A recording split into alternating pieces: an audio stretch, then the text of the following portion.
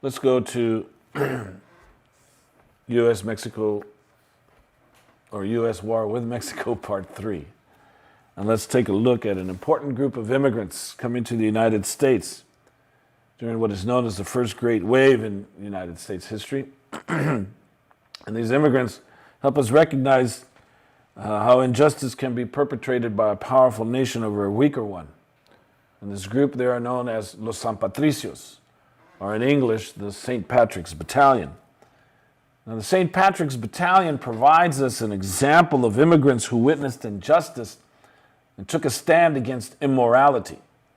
And imagine an immigrant population coming to the shores of this nation, and they want American society to accept them on equal terms, as every immigrant coming into the United States wants. And they decide to join the military, because by joining the military, they can hope to prove to America their desire to become a part of an egalitarian experiment. And their journey is going to lead them to a nightmare of prejudice, discrimination, segregation, and involvement in actions that were deemed as genocidal. Or they will witness the violent dismemberment of innocent elders, women, and children. But upon their arrival in Texas, for training for the war, the racist expressions of the U.S. military in South Texas in 1846, their anti-Catholicism and their treatment towards immigrants, Irish and German immigrants, prompts an American soldier of Irish descent to defect and join the Mexican side, join opposing forces. They just didn't defect from the military and run away. They went to the other side. Now, of course, if you're an American soldier, you're not going to have any sympathy for those who desert. But they went to the other side. John Riley is going to convince numerous immigrants, majority Irish and German, but different kinds of immigrants from Europe throughout, to take a stand against injustice. Now, before war is declared against Mexico, a battalion of Irish immigrants in the United States military decide to defect, and they join the Mexican side. Now, when the United States declares war, Captain John Riley and Los San Patricios will form a battalion, and they will meet their familiar enemy on the front lines of battles in Tamaulipas, in Coahuila, and in Monterrey. The St. Patrick's Battalion will bravely fight for what they consider to be the side of justice, morality, and honor.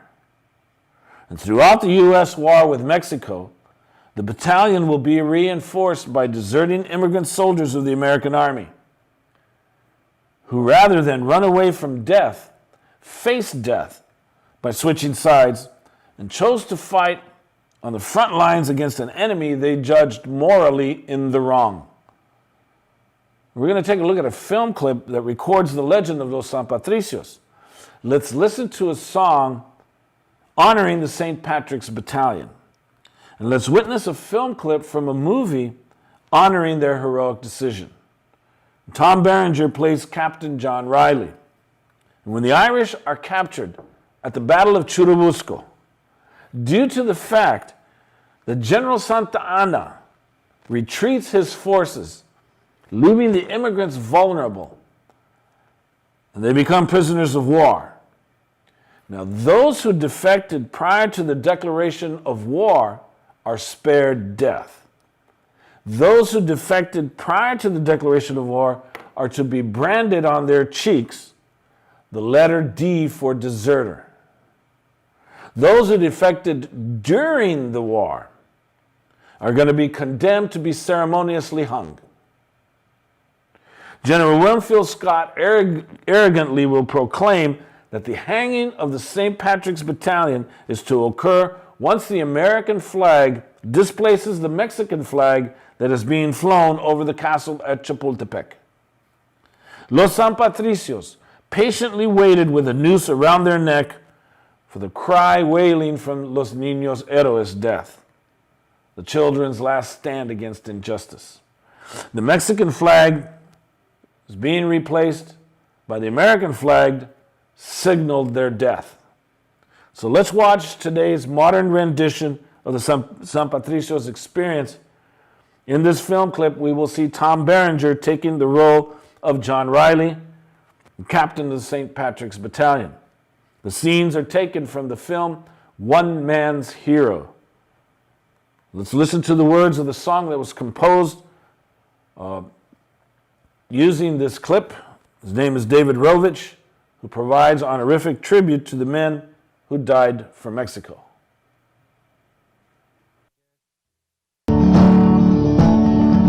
My name is John Riley.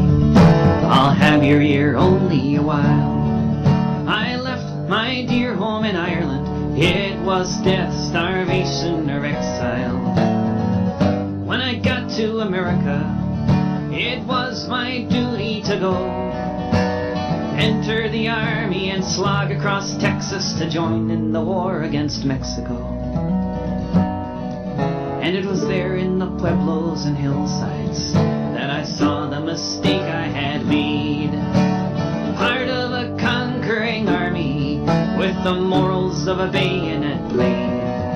And there amidst all these poor dying Catholics, screaming children, the burning stench of it all, myself and 200 Irishmen decided to rise to the call.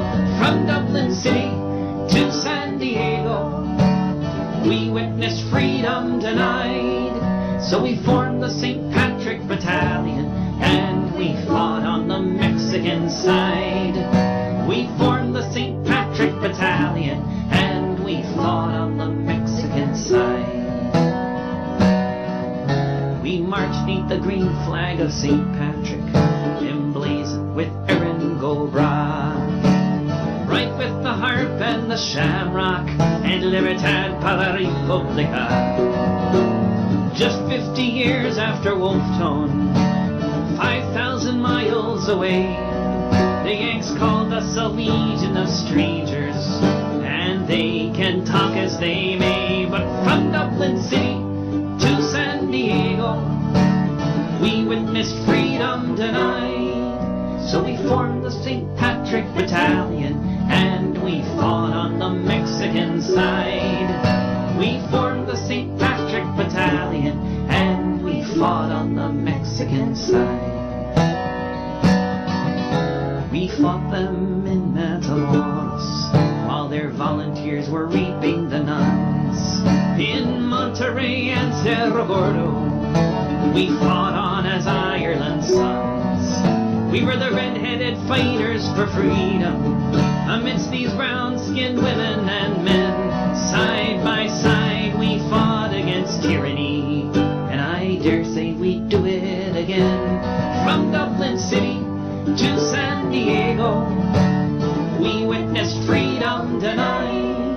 So we formed the St. Patrick Battalion and we fought on the Mexican side. We formed the St. Patrick Battalion and we fought on the Mexican side.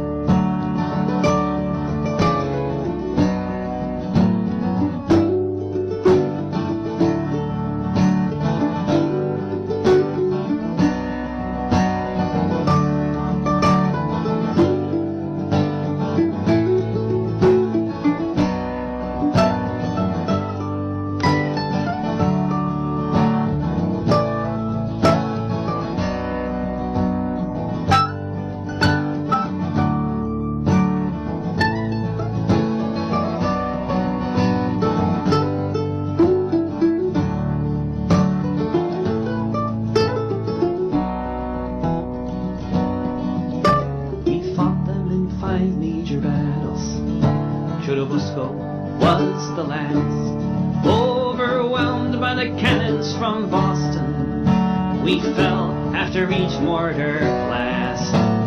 Most of us died on that hillside in the service of the Mexican state. So far from our occupied occupied homeland. We were heroes and victims of fate.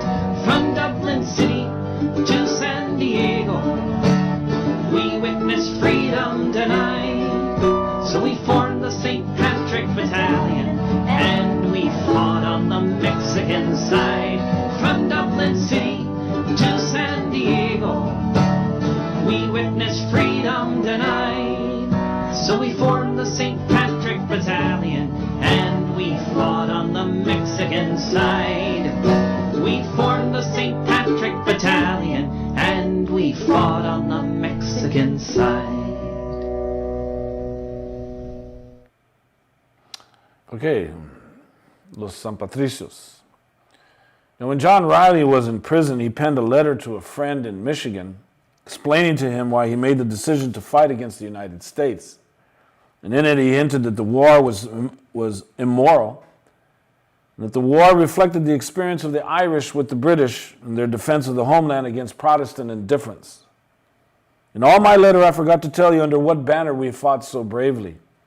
It was the glorious emblem of native rights, that being the banner which should have floated over our native soil many years ago.